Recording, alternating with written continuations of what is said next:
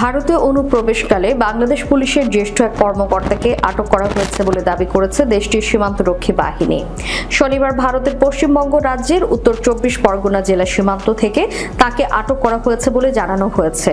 এদিন রাতে পৃথক প্রতিবেদনে এই তথ্য জানায় ভারতীয় সংবাদ মাধ্যম নিউজ 18 এবং ভাষর ইংলিশ।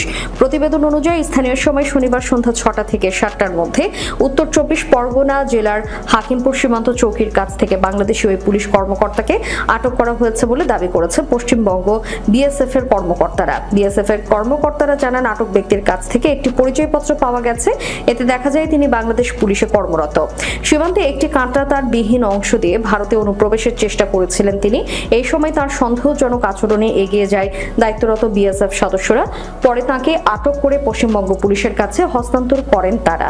তবে তিনি কেন অবৈধভাবে ভারতে ঢোকার চেষ্টা করেছিলেন সেই বিষয়ে এখন পর্যন্ত বিস্তারিত কোনো তথ্য পাওয়া যায়নি।